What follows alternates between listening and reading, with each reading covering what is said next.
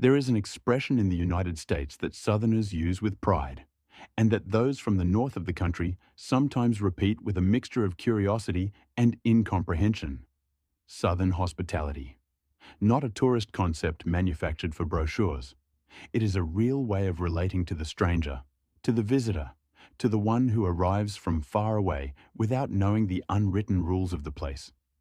It is the disposition to offer food before it is asked for, to give directions with more detail than anyone requested, to treat you as if they had known you all their lives from the first moment you walk through the door. And in no city in the American South does that hospitality have the same scale, the same energy, and the same complexity as in Atlanta, Georgia. Atlanta is a city that has spent decades being many things at the same time. It is the capital of the state of Georgia and the economic center of the American Southeast, with one of the largest concentrations of corporate headquarters in the country. It is the home of Hartsfield-Jackson Airport, the busiest in the world for decades, the transit point through which more flights and more passengers pass than at any other place on the planet. It is the birthplace of the civil rights movement of the 50s and 60s, the place where Martin Luther King Jr. was born and lived, the man who with his words and his peaceful resistance changed the course of American and world history. It is also the city that in the 90s and 2000s produced trap, the hip-hop subgenre that from the recording studios of the Bankhead and Decatur neighborhoods expanded to become the dominant sound of global popular music. And it is, for visitors to the 2026 World Cup, one of the most complete, most unexpected, and most intense experiences that football can offer.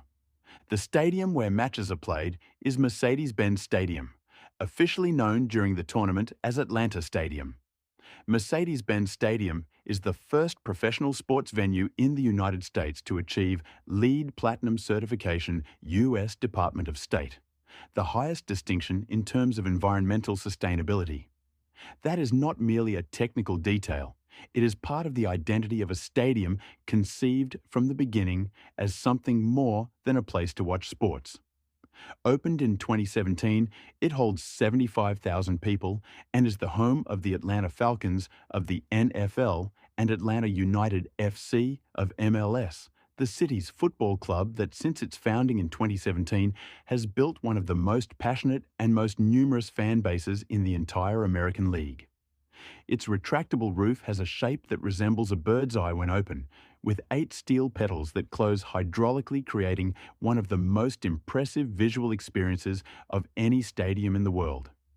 And it has something no other stadium in the United States has: a ring-shaped video screen that completely surrounds the interior of the stadium, visible from all seats, creating an immersive experience that supporters who have seen it describe as completely unlike any other stadium they have been in.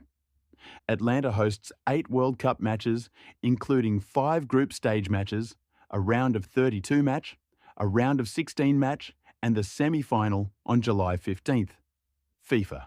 That schedule makes Atlanta the second venue with the most matches in the entire tournament after Dallas, and one of the 2 venues hosting semi-finals, which gives it a specific weight in the tournament that few cities can match. The group stage matches are June 15th, Spain against Cape Verde from Group H. June 18th, South Africa against the winner of the Denmark, North Macedonia, Ireland or Czech Republic, playoff from Group A. June 21st, Spain against Saudi Arabia from Group H. June 24th, Morocco against Haiti from Group C. And June 27th, Uzbekistan against the winner of the DR Congo, Jamaica and New Caledonia playoff from Group K. Share America. Spain plays twice in Atlanta. Twice. The Spanish team, which arrives at the 2026 World Cup as one of the great favourites after winning Euro 2024 with a generation of young talent led by Lamine Yamal, is going to have Atlanta as its main group stage.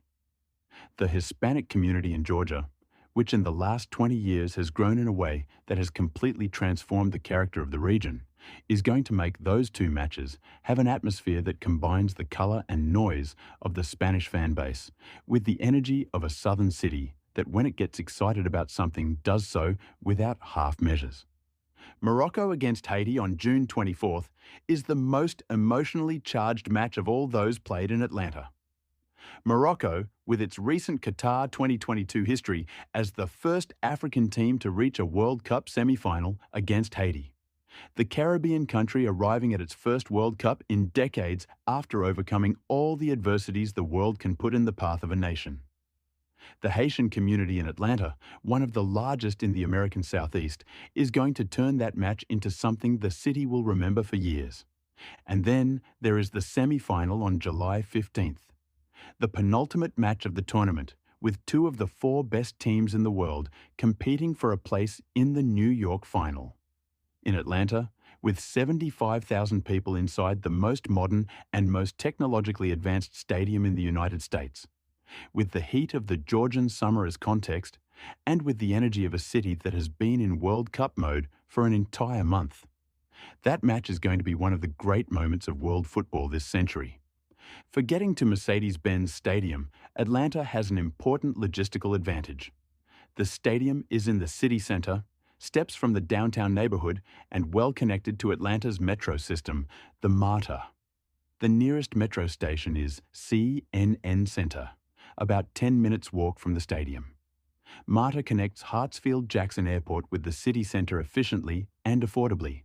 And from downtown to the stadium, you can walk if the heat allows, or take the metro one stop. On match days, there will be special transport services, and the Fan Festival at Centennial Olympic Park, steps from the stadium, is going to be the natural meeting point for supporters before and after matches. For accommodation, Atlanta has an extraordinarily wide hotel offer for all budget categories. The downtown neighborhood, closest to the stadium, has a concentration of hotels in all categories, ranging from the historic Omni Atlanta Hotel at CNN Center, literally connected to the stadium by a covered bridge, to more affordable options in the surrounding streets. The Midtown neighborhood, about 20 minutes walk or one metro stop from the stadium, is the most cultural in Atlanta, with the best museums, theaters, and restaurants in the city. The Buckhead neighborhood, the most elegant and most exclusive in Atlanta, has the most important luxury hotels in the region. And the Old Fourth Ward neighborhood, which in recent years has become the most creative and most transformed in the city, with the famous Belt Line running through it, has boutique accommodation options that offer a completely different experience from the conventional chain hotel. And now, the part that makes Atlanta a completely unique experience among all the World Cup venues. The historical and cultural depth of a city that has been the stage for some of the most important moments in 20th century American history. The Martin Luther King Jr. National Historical Park is the most important destination in Atlanta and one of the most important in the United States for anyone curious about the history of American civil rights. The complex includes the birthplace of Martin Luther King Jr. on Auburn Avenue, the Ebenezer Baptist Church where he was baptized and where his father preached for years and where he himself officiated several services, and the King Memorial with his tomb alongside that of his wife Coretta Scott King, surrounded by a reflecting pool of running water that the first time you see it leaves you speechless. The visit is free, managed by the U.S. National Park Service, and is the most emotionally powerful experience Atlanta can offer any visitor, regardless of their origin or history. The words of the I Have a Dream speech, delivered in Washington in 1963, but written in the heart and language of Atlanta, resonate differently when you are standing in front of the tomb of the man who spoke them. The National Center for Civil and Human Rights is the perfect complement to the visit to the King Park. A modern and emotionally powerful museum that tells the story of the American civil rights movement and connects it with human rights movements around the world. The most impactful exhibition in the museum invites visitors to sit at a replica lunch counter from the 60s. Put on headphones and experience what the sit-in movement protesters felt when they were insulted and attacked while remaining motionless in peaceful protest. Many visitors cannot complete the experience. That says everything about its power. Centennial Olympic Park is the public park in the heart of downtown Atlanta, built for the 1996 Olympic Games, the last held in the United States before Los Angeles 2028. The park has the famous Olympic Rings fountains, which in summer function as a public pool where children play and adults cool off from the Georgian heat, and is the place where the World Cup Fan Festival is going to operate throughout the tournament. The organising committee's preparations include the Fan Festival at Centennial Olympic Park as the central point of the World Cup experience in the city. Wikipedia. It is going to be the beating heart of the World Cup in Atlanta, the place where supporters from Spain, Morocco, Haiti, South Africa, and all the countries of the world arriving in Georgia in the summer of 2026 are going to cross paths. The Sweet Auburn neighborhood is the historical soul of Atlanta.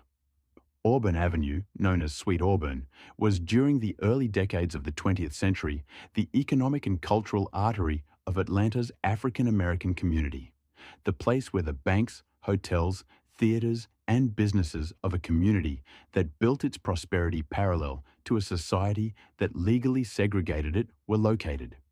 The history of Sweet Auburn is the history of African American resilience, of the capacity to build culture and community and wealth in conditions that made it extraordinarily difficult.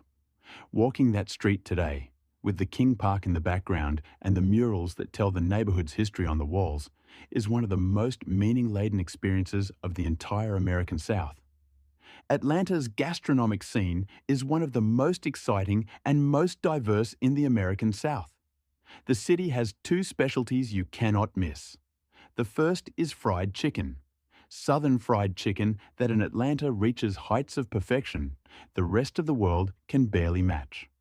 There are many reference places, but the most legendary is Busy Bee Cafe on Martin Luther King Jr. Street, a soul food restaurant that has operated since 1947 and has served food to civil rights activists, to presidents, and to millions of ordinary people seeking the kind of honest and generous cooking that only restaurants that have been in the same place for decades can offer. The second specialty is the Georgia peach, the fruit that gives the city and the state one of their most recognizable symbols. Georgia peaches have a reputation that far exceeds any other peach in the world, with a sweetness and texture that those who have tasted them in season do not easily forget.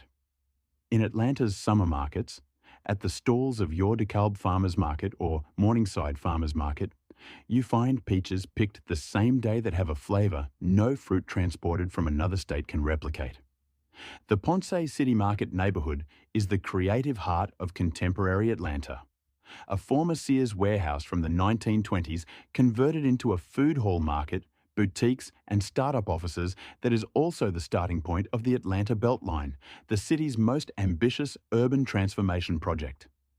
The Beltline is a network of trails and parks built on the tracks of an old belt railway that circles Atlanta's center, perfect for walking, running, or cycling, with views of the city's historic neighborhoods.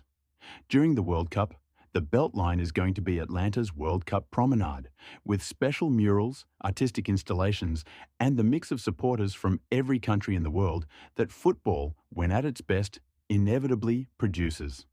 Stone Mountain Park, about 30 kilometers east of Atlanta, is the most visited state park in Georgia and has the world's largest exposed granite monolith, with a relief carved on its north face that is the most complex historical controversy in the American South. The park, regardless of the controversy over its relief, has hiking trails, cable cars, a lake, and views of Atlanta on the horizon that on the clear days of the Georgian summer are spectacular. And one more thing you cannot ignore if you go to Atlanta: the music. Atlanta is the musical capital of hip-hop for the last 30 years. From Goody Mob and Outkast in the 90s to Young Jeezy and T.I. and Lil Wayne in the 2000s to Future and Young Thug and Drake in the 10s and 20s, the music that came out of Atlanta's recording studios has defined global popular culture in a way that few cities can claim. The Edgewood Avenue neighborhood, with its live music clubs that operate until 4 in the morning, and Inman Park, with its bars and restaurants where music is always present, are the mandatory nighttime destinations for those who want to hear Atlanta being Atlanta in the summer of 2026. Atlanta is going to be the final episode and the final venue of this journey through the 11 cities of the 2026 World Cup. And if there is one thing that summarizes what Atlanta can offer that no other venue can provide in the same way, it is this: the opportunity to be in a city that knows suffering and knows joy, that has lived history from the inside, and that knows, with the particular wisdom of those who have been through the worst and come out the other side, that the best moments deserve to be celebrated with everything one has.